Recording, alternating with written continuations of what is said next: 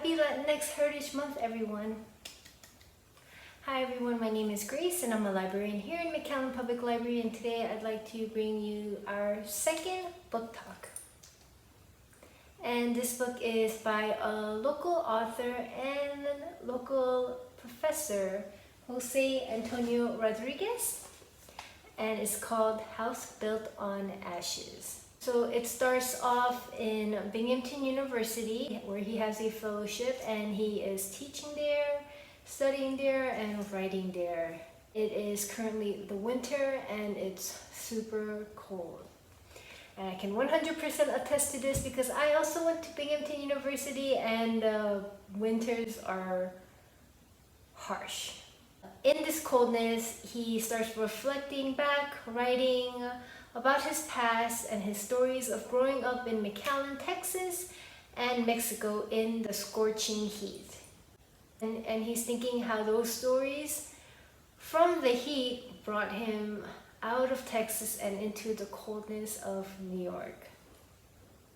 Now these stories go from him as a young child to high school, and instead of this one long story, it's just like little snippets, little clips of his life, where you'll read about him growing up in poverty, dealing with discrimination, his sexuality, bullying, and more.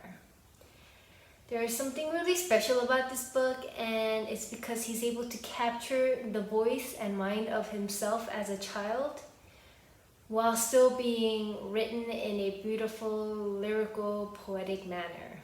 In each story, he takes out his adult self. He takes out his adult perspective, explanation, his adult feelings, and because he only gives you his raw emotions as a child, you are drawn into it. You experience his poverty not because he says he's poor, but back in the day in Mexico, they would burn their garbage, and his neighbor was a little bit more well off. So when they burned their garbage, he would run over and sift through the ashes to see if there were any remnants of a toy. And he would find like a wheel, and he would be so excited that he's gotten a new toy. Or the way he expresses his sadness and loneliness, you know, when his father, who used to work in the fields, in the orange fields, would come home and bring the family oranges. But when he couldn't find jobs in Texas, he had to go to Florida instead. And he's thinking, you know, who will his father give his oranges to now? And he ends it with so much sweetness and no one to share it with. I hope you enjoyed this talk. This was a really lovely, it's a really beautiful and touching book with a lot of raw emotions. I hope you all check it out. Thank you so much for watching. Like, comment, follow, subscribe, and I will see you next time. Stay tuned for book talk number 3. Bye.